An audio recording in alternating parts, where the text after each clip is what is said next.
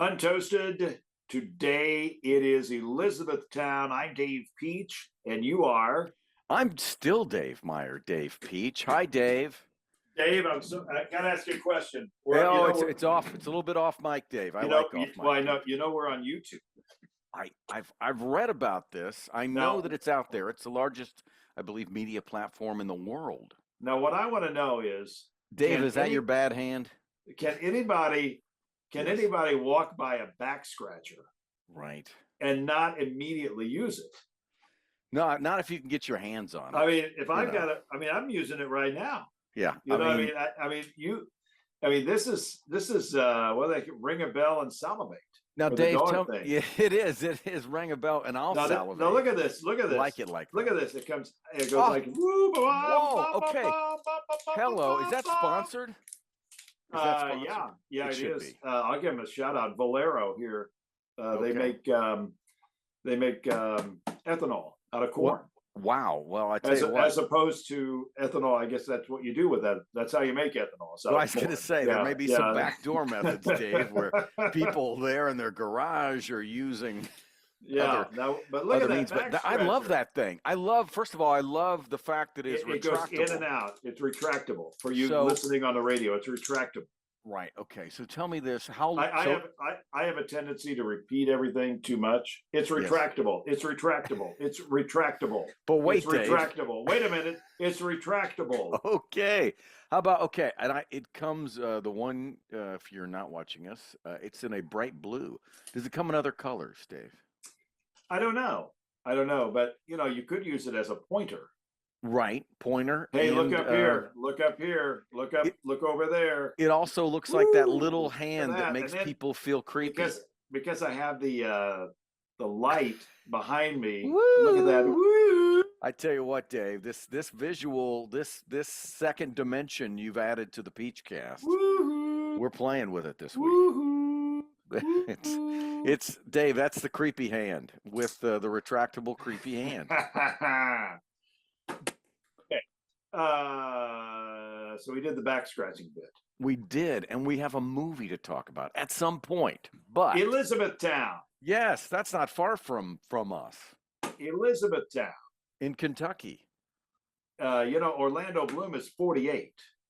He didn't. Obviously not in this movie, but he's a youthful 48 though.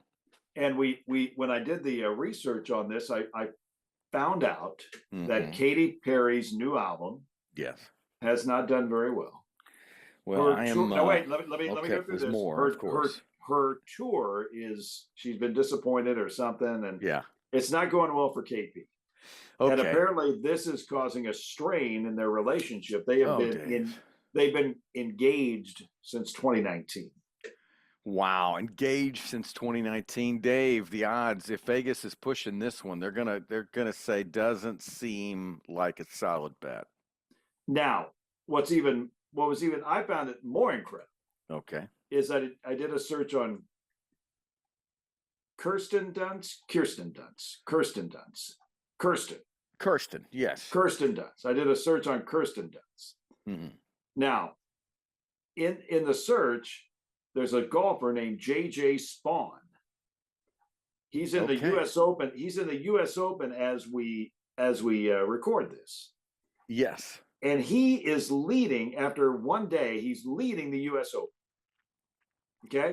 And he played pretty amazing, right? It was like a magical day. I don't,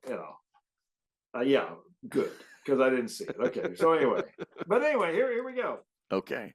He put out on and it was national news. He said, I was inspired by a Kirsten Dunst movie, Wimbledon.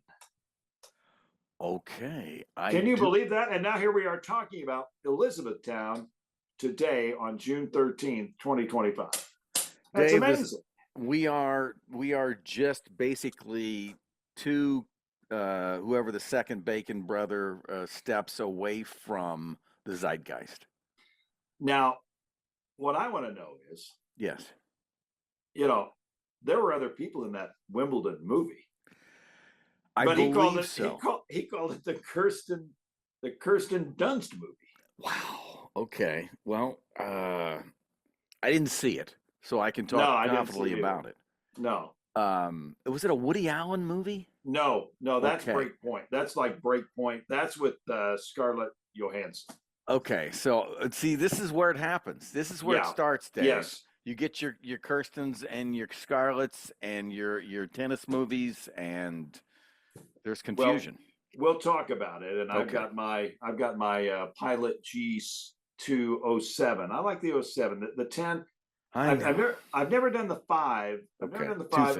I like the 7 for this, and then I like the 10. The 10 does have some other purposes, but the thing of it is, Scarlett Johansson, she skipped the teeny bopper, Bring It On, right? Those type of movies. She went right to Oscar-winning material, kind of like Meryl Streep. Horse Whisperer, right? Yeah, she was the young gal in the Horse Whisperer. Yeah, she tested out of the Bring It On, Mean Girl, whatever. She was never going to be in a High School Musical, Dave. No, she was never going to be. But Elizabethtown, Dave, this is movie number 61. It has Orlando. It's our Dick Butkus movie, Dave. Yeah. 61, you're right. He was 51. Was he? You're right. Who's 61 am I thinking of? Okay, it's our Roger Maris movie, Dave. Thank you. With an asterisk. Ooh. Not risk. That's the Ann Harper, Dave. That's Ann Harper speaking to me. Yeah. That's Bob Costas, too. Very nice. It's got Orlando Bloom. It's got Kirsten Dunst. It's got Susan Sarandon. Yes. It has Alec Baldwin. Big cameo at the beginning. And this movie was produced by Cameron Crowe. Is that produced, directed, whatever? I believe written, directed, and produced by Cameron Crowe, and probably, obviously, handpicked the soundtrack. And I forget what the other movie they said, hey, from the makers of, but one of them was Jerry Maguire. Yeah, Jerry Maguire, I'd say, is big movie. The other would be Almost Famous, probably. Okay. Another biggie. And TC had something to do with this, Tom Cruise. Yes, Tom Cruise is one of the producers. Wow. He's everywhere, Dave. Well, his magic not shown here. It also had a guy by the name of Loudon Wainwright III. We love Loudon. If you remember, he did the incredible song Dead Skunk. Where was that skunk, Dave? It was in the middle of the road. Yes. It was stinking to high heaven. See, okay, and if you're old enough, you also know in the first season of MASH, Loudon 3 episodes. Yeah. So, and he produced a couple of singer-songwriter kids. Stinking to, do you think he hung out with Gary Muldeer? I think he and Gary Muldeer probably got stupid together. How about that one guy, My Girl Bill guy, Jack Stevenson? Can't say enough the way I feel about. What's that guy's name? Jim Curtis? Jim Stevenson. No, it's Jim Stafford. Jim Stafford, correct him under. Jim Stafford. Dave, what doesn't he like? Snake. Yeah. He doesn't like spiders and snakes. What's another one, Dave? There's one more. I think there's My Girl Bill's Something's Brewing or something. It's kind of I think it's kind of a buildy horror movie type. It's something like that. But I want to say, Dave, I believe Jim Stafford. And this may still be true, but at one time there was a Jim Stafford theater, I believe, in that area of Arkansas, which people go to. We also had Paula Deen, and did you know that Paula was spelled D-E-E-N? I guess I didn't watch a lot of Paula Deen. I was familiar with who she was because the voice is distinctive and the hair and like Southern food or whatever. So that's what I remember. So no, I probably never looked it up. She actually, I got to give her credit. In the few scenes she's in, she's either funny or interesting. Paula Deen basically played herself in the movie. Yes, absolutely. And that's with some good lines. And she was married to a guy who had some very strong feelings about cremation, Dave. Very much so. 2005 was the movie. This is right in the middle of it all for these actors. Orlando Bloom. I mean, you talk about a 1-2 punch. The Hobbit. and pirates. And the only thing about The Hobbit that I don't like is that the movies just aren't quite long enough. Right. I mean, I'm looking for I'm looking for a 5.5, 6 hour movie when I sit down on a Sunday afternoon at 1 o'clock after I've eaten, $24 worth of Long John Silvers, and they throw The Hobbit on there at 1 o'clock. And then at 4:30 I'm going, it's over? Are you kidding me? It's over? Where's Gone with the Wind? That's it? Only 3. Oh, we lost it on YouTube. Folks, you are experiencing some of the technical difficulties we can have now on the video side. I'm trying my best, man. Dave, you just got to plug in. Wow. I like it. It looks good. Yeah. But yeah, at 4:30, it's kind of lurching up here. We're going to get this eventually. But yes. At 4:30, you think, man, is that all there is? I mean, 3.5 hours? That's it?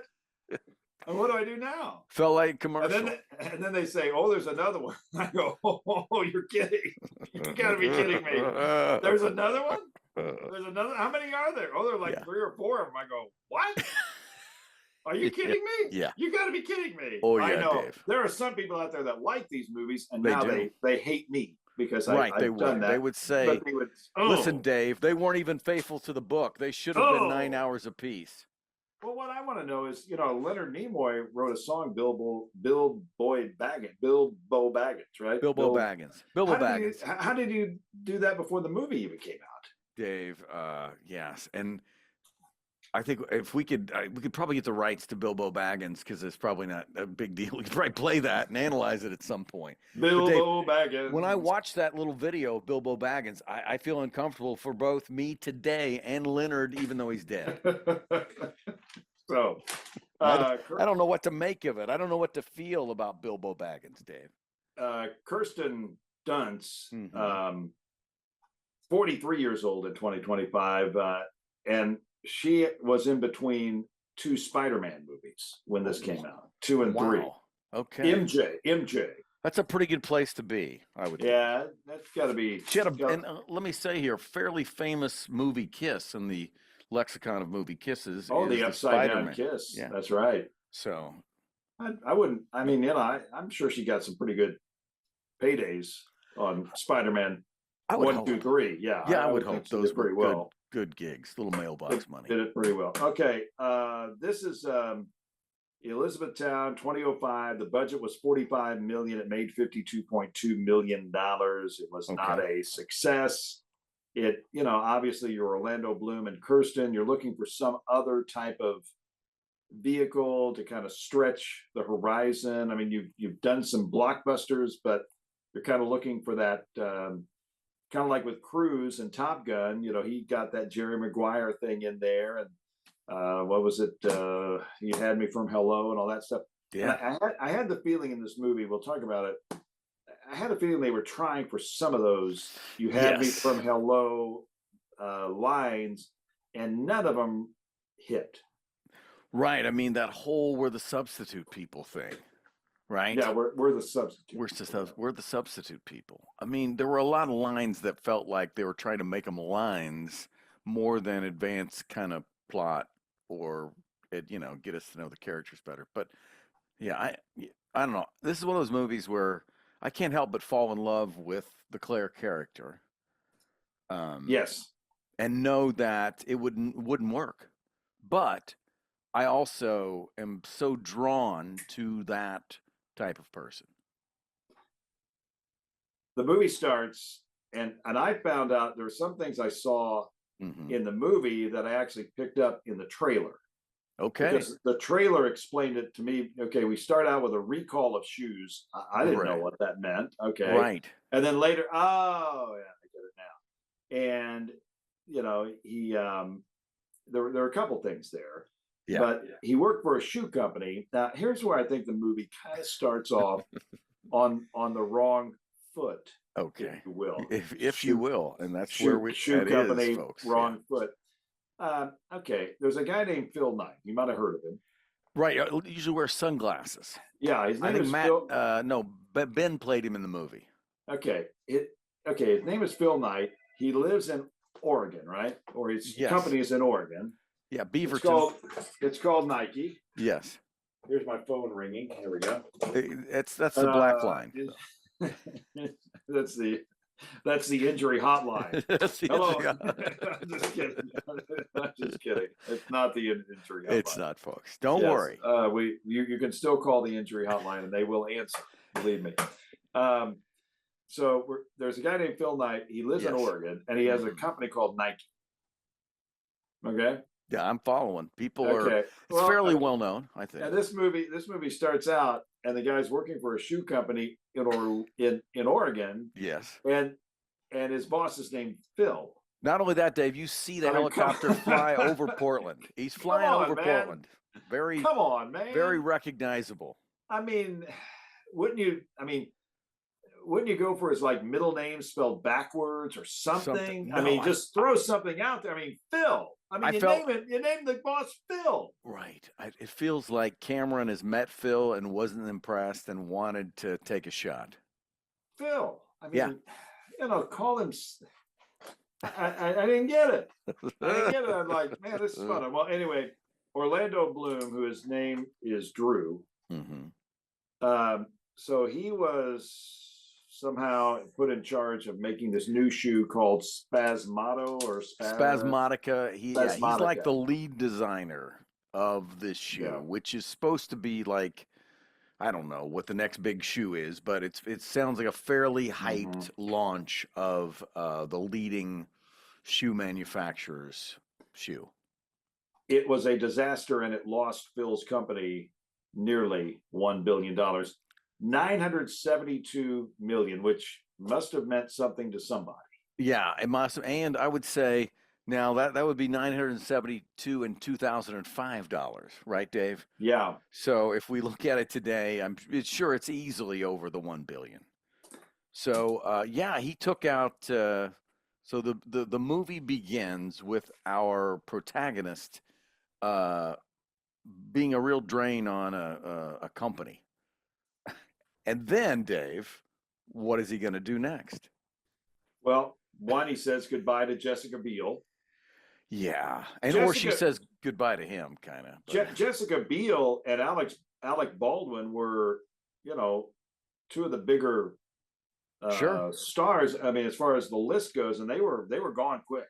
Yes, very much. They were gone quick. I mean, I think you see Jessica a few times later in flashbacks, and some phone calls and things like that. Well, because of the despair over losing $972 million, Orlando Bloom is suicidal.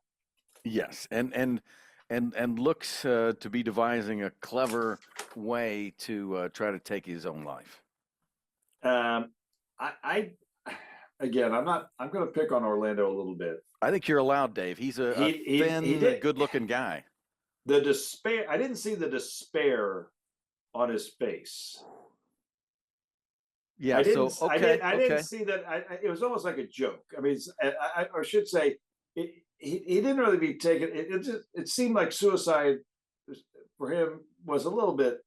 He didn't look to be that bothered. Let me just say that. I got to tell you, now that you say that, it's almost like, and Dave, I am obviously we're 1,000% opinion, but here we go. It's almost like he knew he wasn't going to really kill himself because in the next scene he was going to be going to Kentucky. So, yeah, you're right. It's like he's not really putting together. We're just showing the audience that he's capable of this. But as you say, he wasn't, we didn't take him seriously. At no point during that did it seem like he was in danger or we were worried about him. He received a phone call from his sister telling him that his dad died. Yes. And that got him off the suicide track. Yes. Fortunately. And then he had to take a flight, apparently from Bolivia to Louisville, because it lasted like 8 hours. I don't know what was that. I thought they were going to Costa Rica, but they were just going from Louisville. I mean, from Portland to Louisville. What is it, like 28 hours? I mean, what's the deal? Dave, I've flown. I think I have flown from Seattle to Miami, and it was like 5 hours or something. Okay, well, okay, there we go. So okay. so anyway, I'm saying Yeah, and also too, in the middle of the night, like an overnight. It just seemed to be a long flight, and he was the only one on the plane, and so I'll retract that. I don't know anything about planes. Okay, so good. He lands. So the premise is that his dad died in Kentucky. Yes. And so Orlando Bloom is put in charge of escorting the body back to Oregon. Is that was back that right? to Oregon? Yes. Basically, the sister is calling to say, "Mom can't handle going. You've got to represent the family. Go to Elizabethtown and take care of Dad." So Orlando gets on a flight to Louisville, and along the way, he befriends Kirsten. Yeah, or I should say Kirsten. He's the only guy on the plane, and Kirsten. Yes. She's the only flight attendant that we see. Yeah. So, yeah, it's a pretty easy fit, and she kind of pushes it more than him to begin with, right? Yeah. So she's kind of inquisitive, and he kind of doesn't want to talk. And but at this point, like, she asks, and he says he's going about his father, but he says his father's fine. So he basically doesn't tell her why he's going. And she makes a big deal once she finds out he's going to Elizabethtown to give him directions. At this point, Google Maps was not as big, or however you get around. And so it's a big deal. That's kind of this premise. 60B. Make sure you don't pass 60B. Easy to miss it. He must have missed it. He got on a bridge, or went through a tunnel that's really not between Louisville and Elizabethtown. So he goes to Elizabethtown, and there's 50 relatives there in a room that, probably a 3-bedroom house with 150 people in there. Yeah, and I guess it seemed like the home of Paula Deen, right? Mm-hmm. Yes. It does, because she seems to be kind of the one that's most in charge of the chaos. And then she takes Drew into this room with all these family pictures and basically kind of talks about members of his family and his dad. And there's kind of a funny scene, because there's this estrangement between Susan Sarandon, but you don't really know the whole story with maybe the city or whatever. And then she says, "Oh, I should have a picture of your mother in here somewhere." And she says, I think what we will call, let's see, we're gonna look up the definition, because we went over definitions last time. Right. I think this is help me out here. Nope, I'm gonna get it this next page. I think it's okay. It is a MacGuffin, a plot device. Well, it's not even a plot device. Often an object, event, or character that drives the narrative. Now, it's not even a MacGuffin. Okay. It's a red herring. It's a red herring, maybe. Anything that misleads or distracts from the larger question or mystery at hand. If it misleads purposefully or not, it's a red herring. I'm going to put it in the red herring. Okay. I like that. You give the lie. Well, I was going to say, Dave, you could call it a supernumerary, because that's what the definition is. But no, I'll explain that. But basically, in the movie, she's saying, and this is your uncle so-and-so, and he had a drinking problem. He was an alcoholic. He was, good-looking guy. Show a picture of him, and then she says, he had 3 nipples. 3 nipples. And then she kind of does this round thing to say where they were. So, yeah, It's a funny, Dave. It's funny. She nailed the line. It made the preview. So if someone has a 3rd nipple, Dave, it means they have a supernumerary nipple or a 3rd nipple. Says here, Dave, and I'm quoting from AI Search Labs of Google, relatively common condition.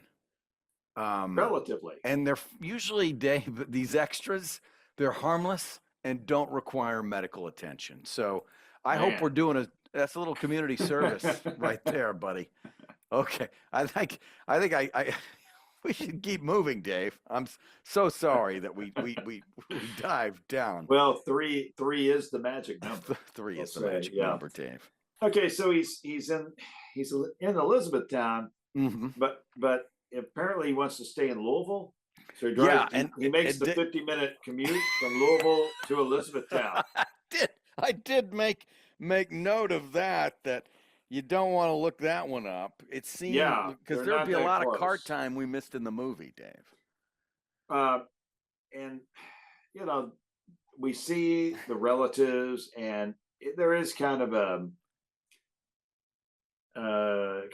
trip back in time with all the kids drive into and all town. That stuff. Yeah, the drive into town is magical. And from a kid who grew up in Newcastle, Indiana, I've never gone back as something. And to the people, they see him as this guy who's gone away and works for this incredible shoe company. So they don't know at this point that the shoe is gonna hit the market as bad.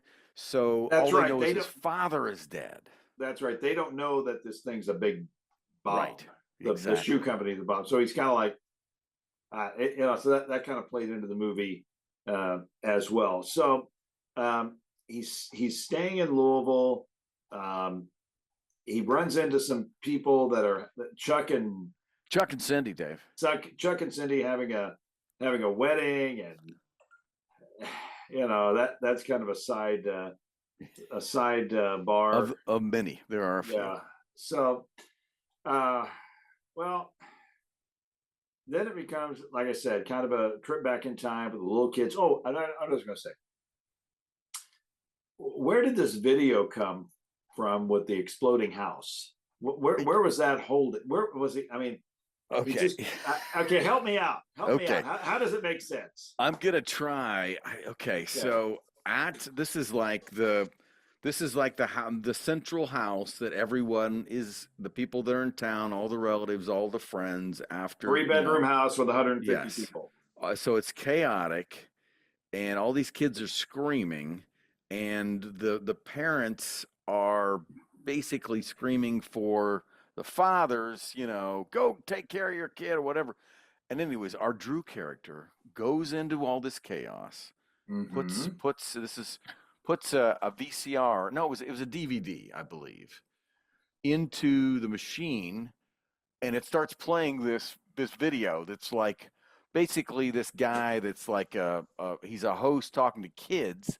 These were really big back then, because I remember this kind of started in the 90s, which is kind of the Builder Bob thing was the nice version. Okay. But then it kind of evolved, and anything that involved construction or large, earth moving devices or then blowing things up became a thing. So basically the scene is there's this guy on the video saying, okay, did you bring your tools? Talking to the kids, and they're all, they're transfixed, right? And then he's like, okay, we're going to do this right. We're going to blow this house up. And so they're all like, wow. Yeah. And all the kids get quiet, and all the adults are amazed that the kids got quiet. It neither advances plot nor reveals more of the characters, Dave. It's just kind of a thing that's in the movie, which is why, even though like I say, I love this movie, but I also, it's like a relative that they can't keep a job, but you love them, but you see why they can't keep a job. Okay.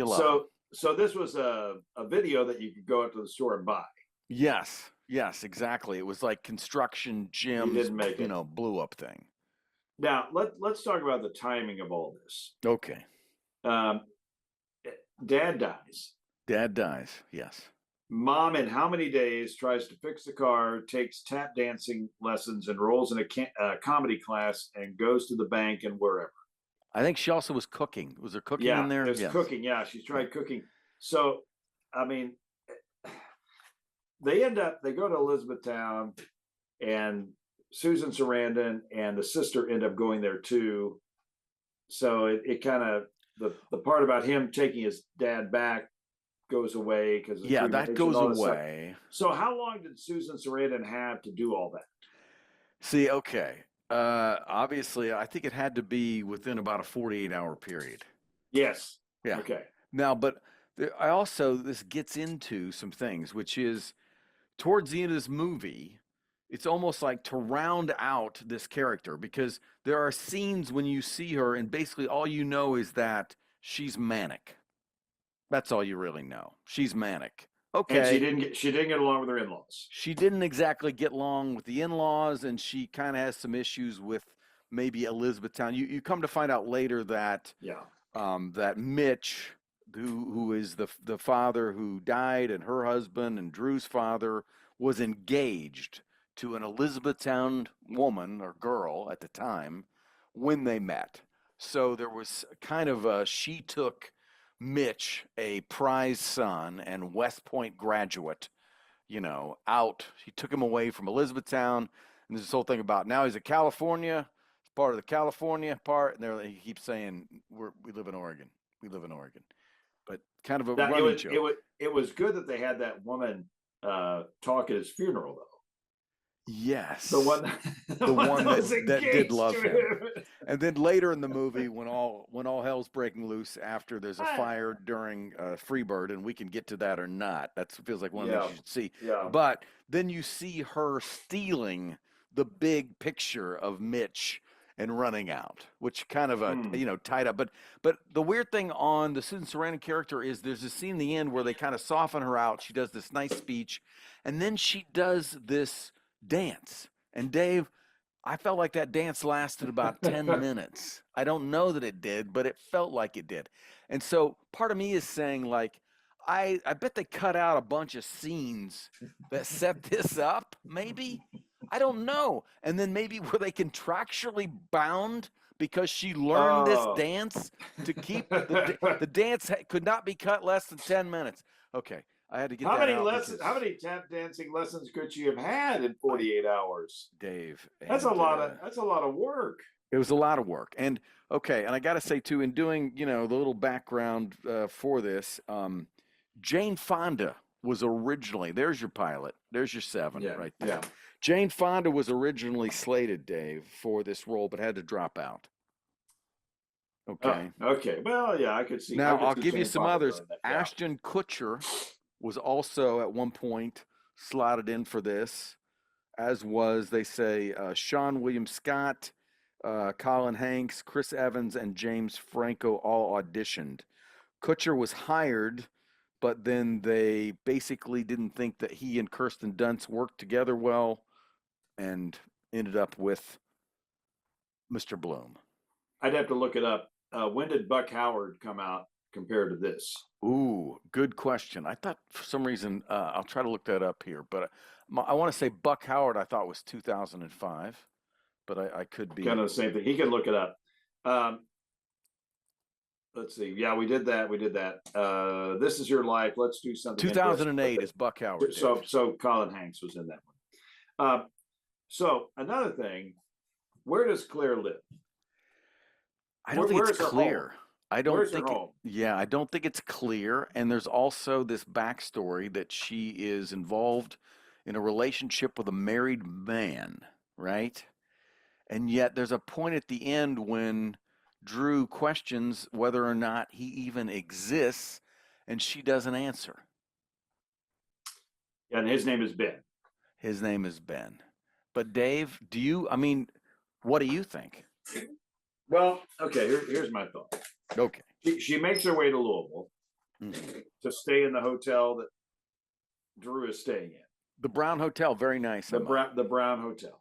And they befriend the couple getting married, and Kirsten is now at the bachelorette party or whatever. I think everything. Party. But anyway, she's right there.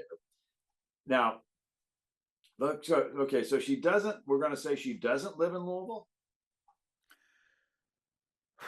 Boy, you know what? Okay, now, Dave, if I am the person who's thinking about this, I'd have to say yes.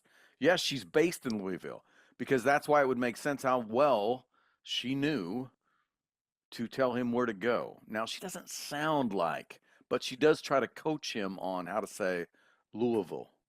Okay, not now, Louisville, but Louisville. So after she stayed the evening and the night with Orlando. Correct. At one point, yes. She walked outside. Yes. Where was she going when she saw everybody in the wedding party and they were yelling at her, men and women yelling at her? Where was she walking to at that point? Because she almost had to live in Louisville. She had to live in Louisville, why would she be leaving if she was staying in the hotel? so she wasn't staying in the hotel. She was walking somewhere. Where would you walk? I mean, if you were staying in the hotel and you had last night's clothes on, right, you would go to your room. You would go to your room, but she was leaving the hotel. She was leaving the hotel. Dave. Again, there may have been a few scenes cut out. Okay. Because I am clueless on that one. I think part of me was like, he left that nebulous because she does not. Part of her appeal or part of her role in the movie is, okay. I mean, somebody could probably say, no, Claire's an angel. The character of Claire is an angel. Ah, I like that. I made it up. I'm almost going to go with the angel because again, how much time has gone on? Because Claire prepares CDs, pictures, directions, artwork, historical perspectives that match what Mitch would have wanted and where Drew was in his life, presenting it to him in like a special box. Yes. And apparently, along with the imaginary camera, right, she's got a real one, and she had to be working overtime. Oh my gosh! To get this ready, Dave, the level of art direction and just flat out work that it would have taken, and not only that, with the music. Think about this: she had to try to calculate where he was going to be exactly when, because that was part of the whole deal, right? All this led him to a place in Memphis, I believe, right? Yes. And so he goes to Memphis, he does these things, and then he goes where she plants a message in one of his shoes that is at an outdoor festival. Now, the amount of not only preparation, Dave, but coordination that worked out here, it would take a team, but she was able to do it in her spare time when she's not flying around the country. So all that leads to, oh my God, Dave, we've been watching a rom-com, and I wasn't really clear about that. And now we throw a little Hunter S. Thompson in there. We do because oh, Dave, this is where, I don't know. I mean, what was this? This is a movie. This is a movie. This is a lot of ingredients that didn't work well. They just didn't. It just didn't. It did. You know, you wanted it to do something, and it really just didn't do anything. No, I mean, I think about it now when I'm watching it again. And again, first of all, I love these little scenes, and there's a Tom Petty song, right? But it's more like these scenes that I attach meaning to, and then a few of these things where, you know, like her saying Dickie had 3 nipples. You know, that I remember that, okay? But this whole thing, like there's romance in them being on the phone all that time and then deciding to meet, and then she says, we peaked on the phone. You know? And that's like, okay, you kind of see how that could happen, but it's because it's this romantic thing. And then she, you know, so there's all these aspects of it that you like either connect to or you go, oh, or whatever it is, but there's not a story here that's that interesting, and that's why it's not a great movie. I mean, it's not. I love it, but it's not really even a good movie. You know, I got it. It's probably people that truly, for whatever reason, because of different things, either. I mean, it's a hard movie to hate. You know, some movies you can go, I hate it because of this. No, this movie's cute. You know. I'm going to ask you a question, Dave. I'm going to ask you a question. I think we can get to it right now. Okay. Defend this movie. If let's say that put yourself in the role of someone who actually liked the movie. What would they like about the movie Elizabethtown? Well, I would say this movie is about deep cynicism and also inspiring hope. And it's also there's a very common thread story of, you know, forget the tennis shoe thing and forget some of the stuff, just the journey of getting the phone call that you've lost a parent and now you got to do something. I think a lot of people can relate to that or know they're going to get that call. So that, if you like a movie that you just because it has good music, this has a great soundtrack. I mean, good Tom Petty. I mean, it's a diverse soundtrack. So I'm looking now just at some of that. Multiple Tom Petty songs. Patty Griffin, Lindsey Buckingham, The Hollies, Ryan Adams, Kathleen Edwards. The band Ruckus is actually My Morning Jacket, Dave, and they've got a couple of songs on here. And I thought the Fleetwood Mac song worked well, Big Love. Yeah, Big Love, absolutely. And as well as like he mixes a little Motown in there with the Temptations are in there as his ringtone, right? Every time his ringtone, he gets a phone call. So it's from that perspective, but and you may be, if you like Kirsten Dunst or you like Orlando Bloom, you should see this movie as a part of it. And I mean, the Kirsten Dunst character is like one of those like movie character, almost like she needs saving, or she would be fun to spend time with if you lived in a movie life, So there's, you can find that connection. But if you're gonna say, you have to defend this movie on the merit of the storytelling or the way the story is told or the significance this movie played when it came out, you're going to lose every battle on those fronts. Elizabethtown, 05, Orlando, Kirsten, Susan, and Loudon Wainwright III, looking for his second hit, right? Yeah, well, he had, if you remember from the movie Knocked Up, Daughter, that's my daughter in the water, bought her everything she owns, kind of thing. I had that as a ringtone for a while, Dave. Number 61, Untoasted, Dave Peach, Dave Meyer. Next up, Blue Thunder from 1983. We're getting off the ground, Dave, and we're going back to a little Roy Scheider. You can't ruse with Roy at the helm. Roy Scheider. Okay, not to be confused with Daniel J. Triavante. They kind of look like they're different brothers from Did I get his last name right? Trevante.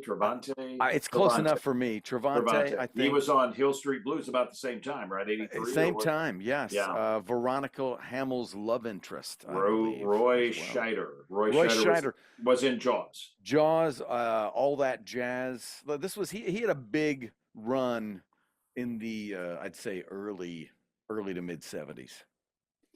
Hope you've enjoyed this episode of Untoasted. And if you're watching on YouTube, get one of these back scratchers. Get a back scratcher. Maybe call Valero and they'll send you one. Dave, always fun. My pleasure, Dave. It's always fun to be on the Peachcast.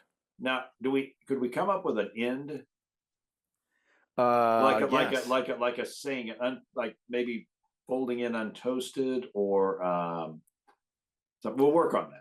Okay, I want to get us an Untoasted. Thank you for your time. An Untoasted, like a hey, if it's not that, then it's Untoasted.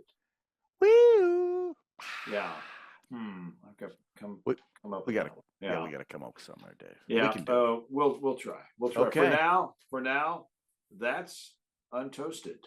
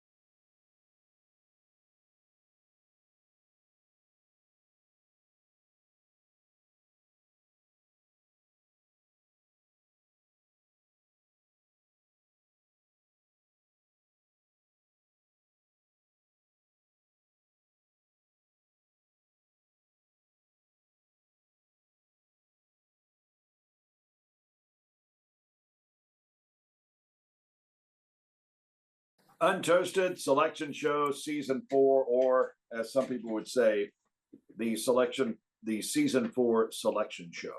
That probably sounds better. It does. It kind of rolls a little cleaner.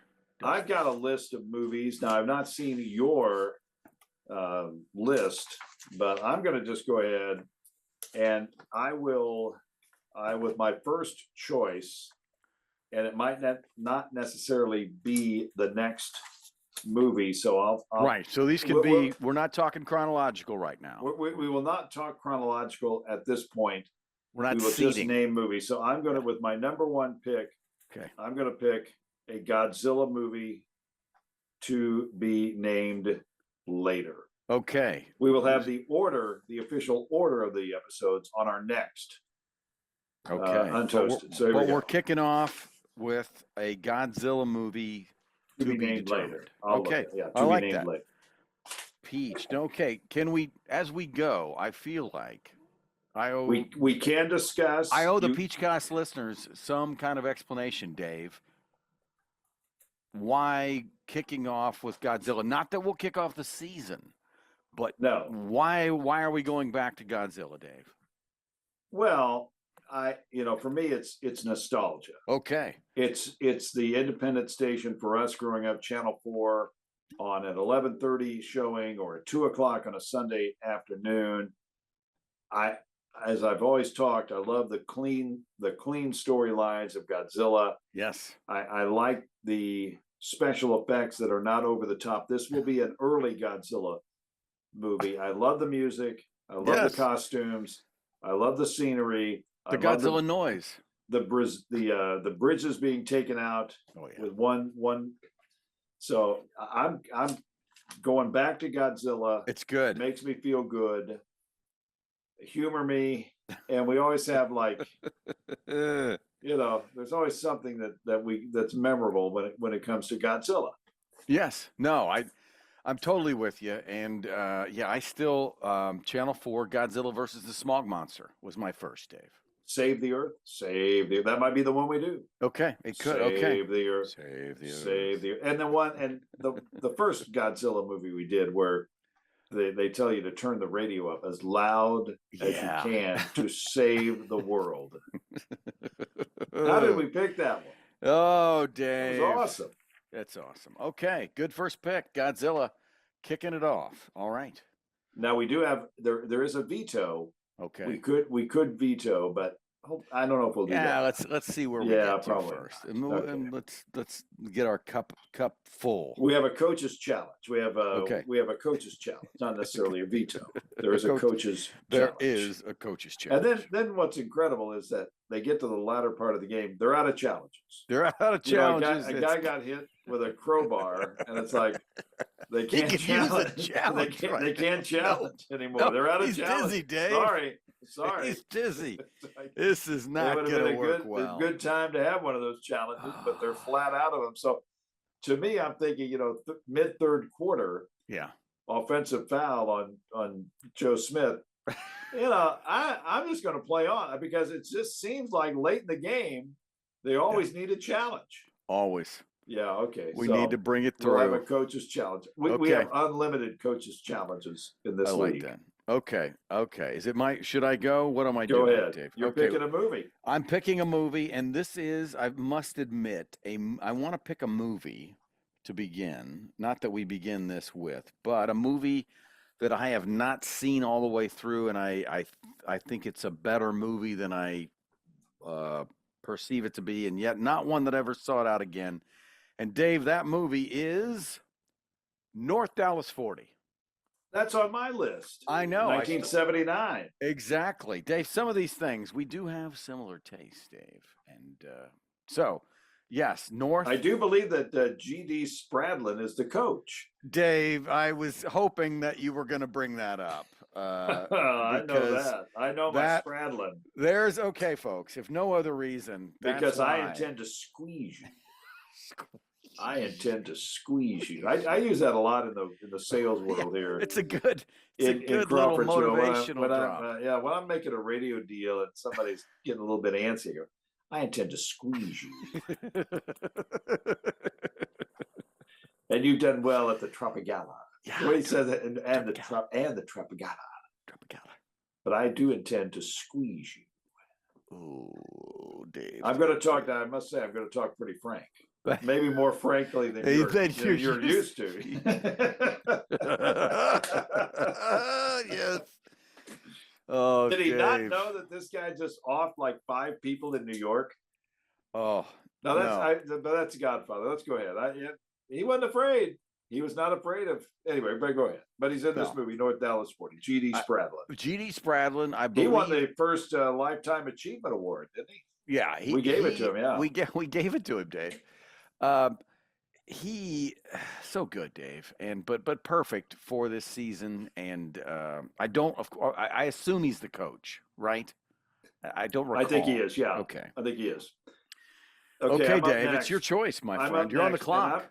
I'm going to go, and this is kind of a different type of movie. Okay. Than what we normally do. It's actually a movie it's probably in that good, not great category. Okay. It's got a guy.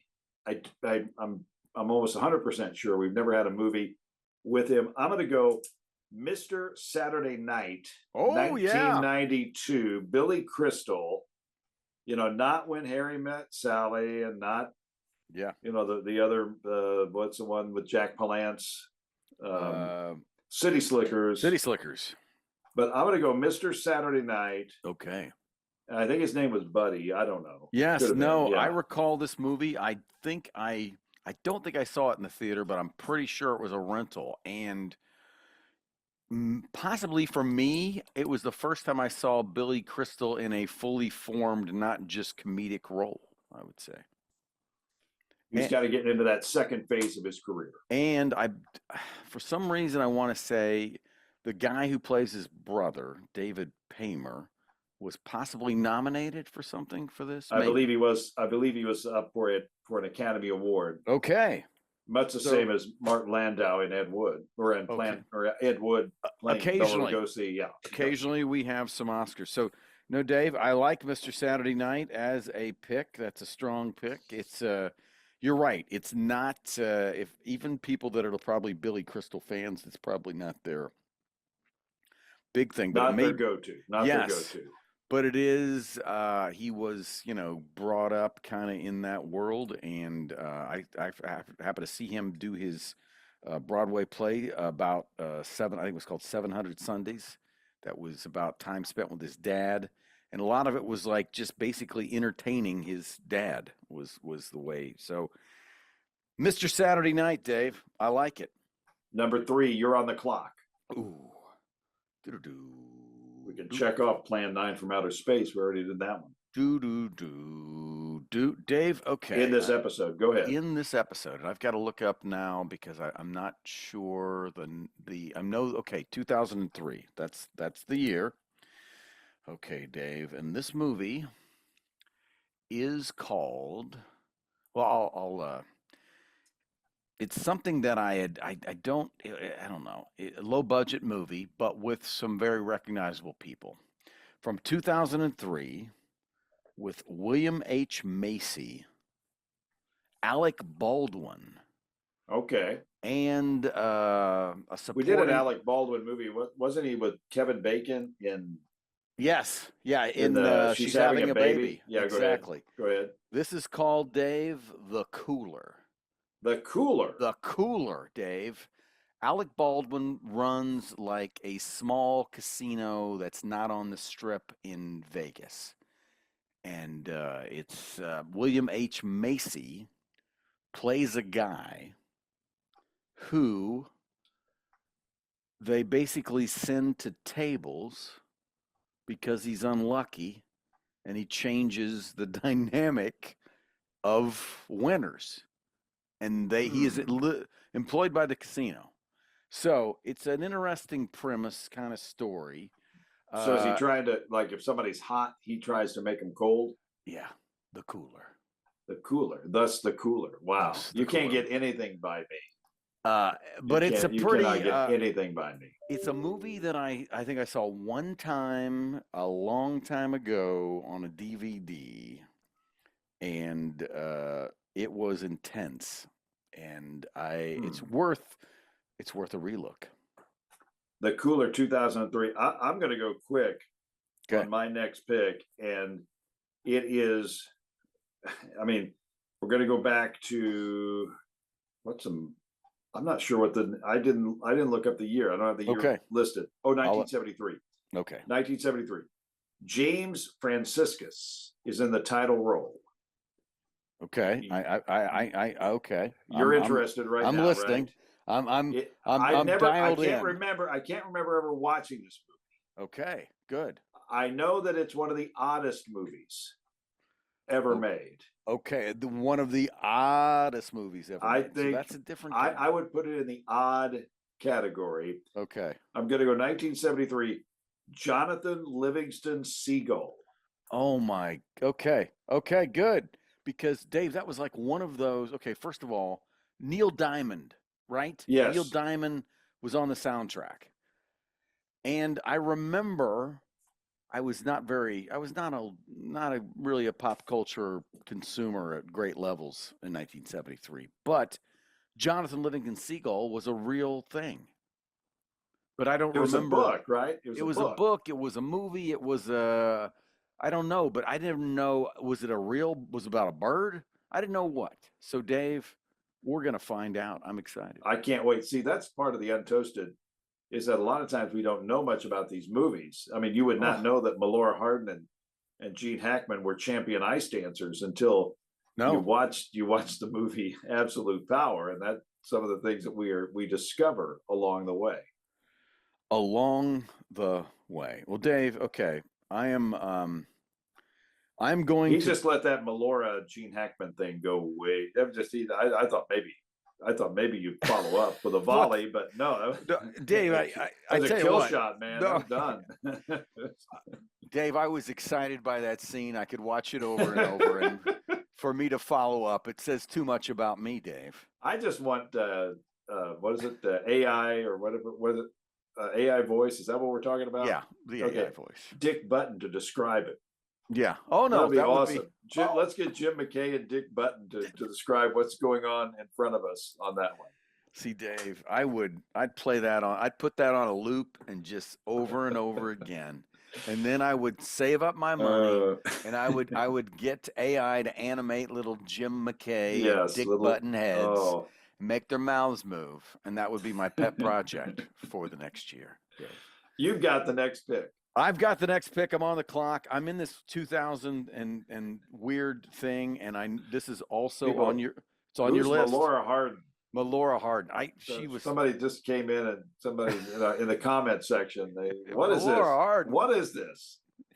Melora she was Hardin. On The Office. She was Michael Scott's boss she was and Monk's girlfriend. Wife, okay, yes. Everybody knows that. Monk's wife. She got rubbed out.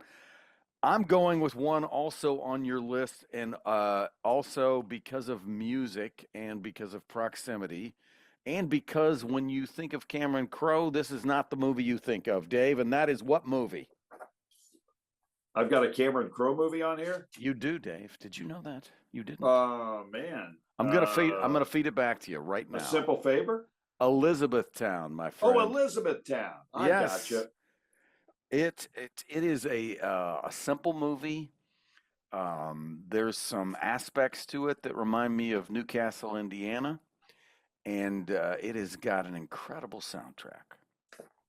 And it's got what's the guy's name? He's married to Katy Perry, or they're living together, or whatever. Orlando Bloom. Orlando Bloom is the lead. There's a huge continuity error in the movie as far as traveling. That the tunnel is out of place, but yes, you had to really, you would have to be from Kentucky or somebody from Indiana driving that between Lexington and Louisville to know that that's not the way it is. That's not the direction. But now I will also say in a carryover, Dave, this movie features a cameo at the beginning by Alec Baldwin. Boy, he's everywhere. Yes, he's everywhere. Okay, with the 7th pick, I'm going to go really super current for us. Okay. A movie that for some reason I saw it in Closer magazine, 2018's A Simple Favor. Ooh, see that? I have never seen the movie. Don't know a lot about it, but I remember reading about it. So I'm excited, Dave. I think it's a thriller. I have no idea what I'm getting into here, but I don't think Melora Hardin's in it. I was gonna say, what she other in what would be the era of Melora Hardin? You know, because we're in it. We're still the she's back still end. there. Well, I mean, Monk and Office and whatever this century, probably late. She's probably on a couple sitcoms, maybe in the late '90s or something like that. Yes. Like as a guest star. Yeah. No, that's good. Okay. I'm on the clock. 8. I know I'm on the clock, and there are two ways I wanted to go here, and I will tell you the way I didn't go, because we may go there with another pick. I feel like we need some Steve Martin somewhere. Not, we had All of Me with Lily Tomlin, right? And that to me is one of Steve Martin's best, and we love Steve Martin. So I feel like a little more Steve Martin, but not, maybe some of the, Dead Man Don't Wear Plaid or Man with Two Brains kind of Steve Martin. So because I couldn't land on one of those cleanly, Dave, I pivoted to Lawrence Kasdan and Grand Canyon. Grand Canyon. Is he a weatherman? Canyon. Lawrence Kasdan, Dave, wrote. Do you have a year? Oh gosh, yes. No, but is Steve Martin a weather person in this movie, Grand Canyon, or is that another one? That's he is. Stories. He plays. Steve Martin plays I would say like a horror movie producer. Okay, not a weather person. Not a weather person. Another movie. But I'm gonna look up when Grand Canyon. I believe Grand Canyon was like early in the aughts. 1991. So I'm absolutely wrong. You were way off there. 91.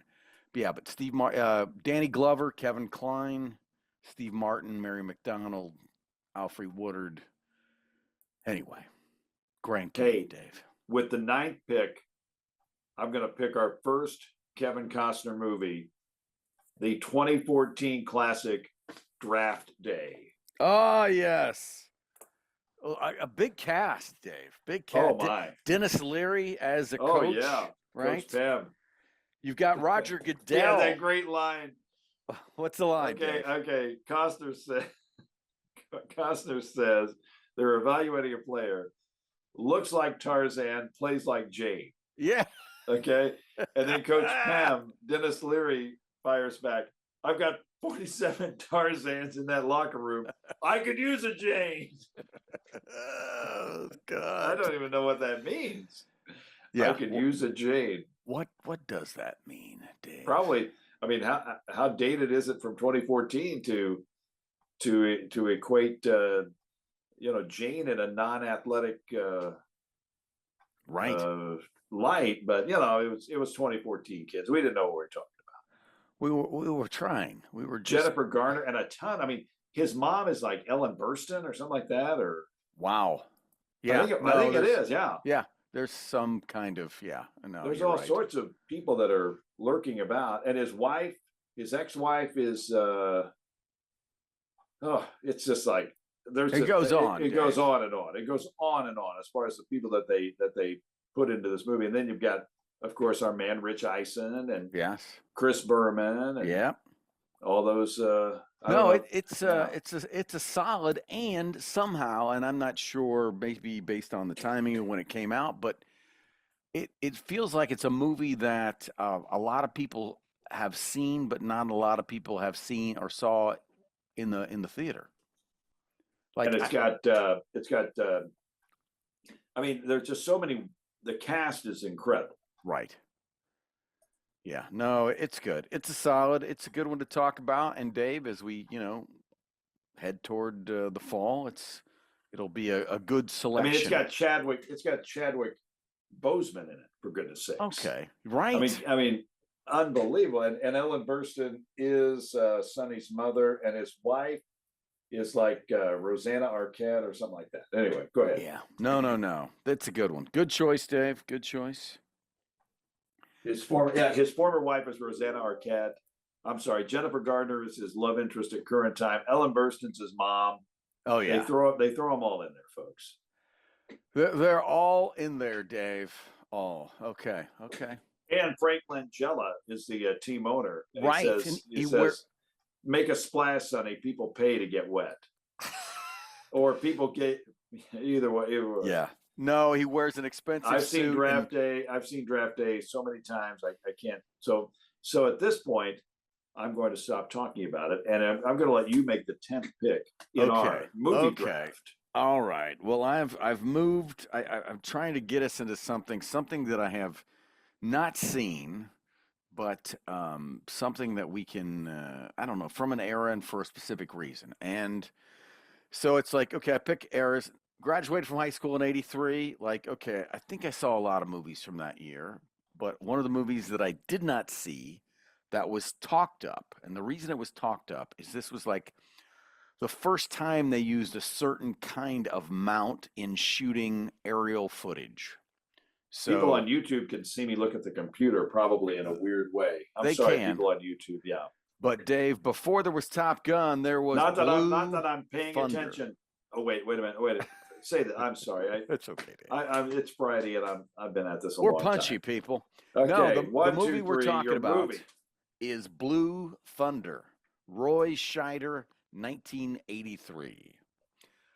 He's like a RoboCop at a helicopter kind of thing, and I don't know. It's action. It's something we're gonna see. It's not a movie I've seen, but I remember hearing about it and reading about it. So Blue Thunder. Now, did that kind of bring about the 2 helicopter TV shows? Like I believe it was the superseder to that. Yeah. I can't remember what was one of them, Riptide or something, or I can't remember. There were some A-team, right? Yeah, helicopter shows like that. But action adventure shows. I look at the cast, Dave. There's besides Roy Scheider, Malcolm McDowell, Warren Oates. Okay. Airwolf was one of those. Airwolf was one of those. Good recall, Dave. There's another one, yeah. Daniel Stern also a small role in. And Dave, I got to tell you, if you look up the Blue Thunder TV series in 1984, yeah, Dana Carvey. Okay, Dana Carvey. Okay. I'm gonna send you via email as this picture, if I can, of Dana Carvey. Poorly cast. If for no other reason, Dave, is that he did not look good. You know, it made me think of on the Flintstones, the Great Kazoo. Yeah. Yeah. I think the model for that was, I think the Great Kazoo was actually a model, Dave, for this this picture that I'm sending you via the email of Dana Carvey, who was in the Blue Thunder TV series, I believe, which was short-lived in 1984. The Blue Thunder? The Blue Thunder So TV it was series. not like, it's not, I mean, it was different than Airwolf.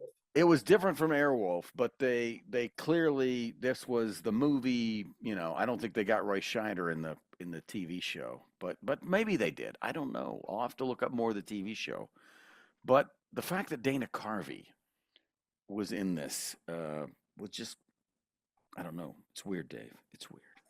So Dana Carvey was in the movie. Dana Carvey, having nothing to do with the movie that I just picked, was in the TV show of the same name, wearing an aviator helmet. Oh, that's awesome. Did it? I was going to say, I hope it got to you, Dave. I hope it got to you. I hope it gets to you. I'll be looking. I will look for it. So it's Dana coming Carvey in the TV show. In the TV show, have nothing to do with.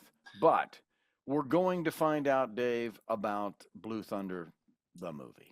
We're gonna knock it out of the park. Now, my next pick is a movie that, you know, I think it's going to have some lines in it that we're going to enjoy revisiting.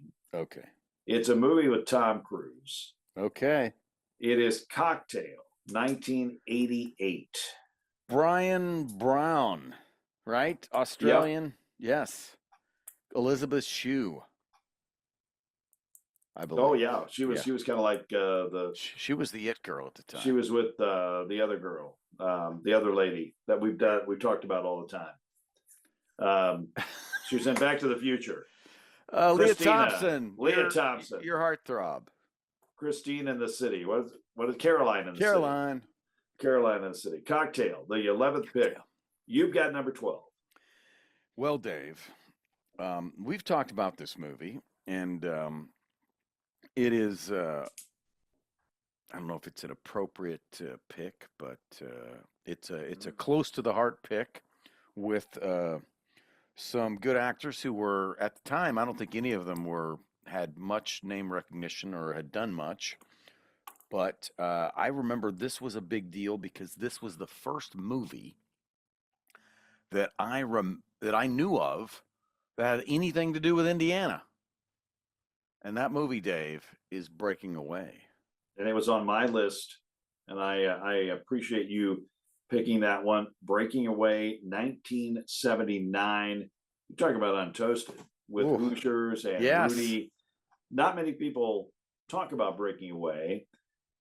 I know people don't understand how, but one year, yes, I was the anchor on the coverage of the Little 500 in Bloomington, Indiana, and I worked with a guy named Jason Seaborn. Okay, and I worked with Dave Blades, who they based Breaking Away on. Sure. And I can just tell you this: when I worked with Jason, and I have this innate ability I can judge greatness when I see it. Okay, I can judge greatness when somebody's good. I'll tell you, they are good. And when I saw Ray Allen playing college, I go, this guy's good. Jason Seaborn, he lived on the broadcast. You knew it. I was a one and done. This cat was on for a long time. He knew his cycling. I could tell. Wow. He was excellent. Kind of like my new find. And she was found before I had her on. But Kristen Hazley, who worked with me on the Lebanon Leprechaun a couple of games this year, I could just tell. And now I see that she's doing the Indy 11 female team. Awesome. She's going to be on the broadcast there, and you can just tell. But anyway, Jason, Breaking Away will bring me back to the 1 year that I was the anchor and descriptor, or a guy that did the talking on the Little 500 in Bloomington, Indiana. No, it's great. I think it was entirely shot there. So it's a time capsule of that time. Daniel Stern, Dennis Quaid, Jackie Earle Haley, and I believe Dennis Ryan. Is that right? Are the main characters. But it's a good growing up story that helped propel the Little Five to much bigger, I think, national prominence. It wasn't too many years after there that they would have Mellencamp do a concert, and it was an MTV promoted event, right? After Breaking Away, they did show it on Wide World of Sports, I believe, and CBS Sports as well. And I think at one point, Mark Cuban televised it. Still probably televised now. Somewhere. Certainly it's streamed today on something. I don't see that it's on a major network at this point. But hey, with the number 13 pick, as we move on, this is for my son. For some reason, he likes this movie. I don't know why. I'm going to give it a look. 1986's Maximum Overdrive. Okay. I mean, what are they driving? Dave. What are they driving, and how is it maximum? I don't know, but we're going to find out. We are going to find out, Dave. You've got the 14th pick. 14th pick, and for some reason, and I don't know, and I think I've been curious about this because it's been just a long time, and whether or not, I don't know. I remember this movie, I did not see it when it came out, and then I saw it. First time I saw it was a home video, and I just thought, this is just too long. And then since then, I've caught parts of it playing on television. So anyway, my thought was, back in the 1983 world, The Right Stuff. The Right Stuff. Now that is a very long movie. Yes, it's a long movie, Dave. It's so we might have to. We could break it up. It could be a double. Or this is, I mean, what year? 83 again. 1983. The Right Stuff. And does it have Ed Harris? Ed Harris. Also he Dennis is the Quaid. Ubiquitous Ed Harris. Yeah. I'll watch it. We'll watch it. We'll talk about it. The Right Stuff. It's got Chuck Yeager is a cameo in there, and Sam Shepard plays Chuck Yeager. And I think I'll end up just picking the movies out of a hat as far as the order goes. Oh yeah, okay. Yeah, we'll just see, we can, if you want to talk through a strategy. I mean, we've already talked. I mean, I think we could just randomize it at this point. Well, I was going to say, have draft day come before football. We could kind of look a bit at that. We got one more pick. Do you have anything? I mean, I don't want to hog up. No, Dave. If you want to get the extra. Nope. Pick, it is your show, sir, and we have talked about so many good possibilities. So bad ones. So I got one more to pick. I don't want that. I don't want that. You're looking at them. I'm gonna go. Okay. I'm gonna go a little bit forward. Another 90s movie, the late 90s. Okay. Tucker, the Man and His Dream. I like. Okay. Jeff Bridges. The Man. Jeff Bridges, Francis Ford Coppola. Yeah, big swing about a guy not too many people knew about that was important in the early part of the car world, and there's still Tuckers that are out there, right? Tucker, the Man and His Dream, the 15th. So we got Godzilla, North Dallas 40, Mr. Saturday Night, The Cooler, Jonathan Livingston Seagull. I cannot wait for James Franciscus on that one. Elizabethtown, Sweet Home Alabama there. A Simple Favor, Grand Canyon, Draft Day, Blue Thunder, Cocktail, Breaking Away, Maximum Overdrive, The Right Stuff, and have to have a lot of coffee for that one. And Tucker, the Man and His Dream. It's a good list, Dave. We might have to pick Right Stuff. How long is that movie? See, I'm always going to. I believe it is a $1.90. A buck? You mean 2 hours and 30 minutes? Yes. Okay. I love that. That was good. Okay. When you said a buck, I go, I think it's more than 2 hours. That's pretty good. I'm terrible, That's pretty Dave. good. I'm terrible, baby. Yeah. Might have an intermission. Like okay. We had the Godfather. We might need one. Got to stretch. Wow. Go to the bathroom. 15 big movies on Untoasted.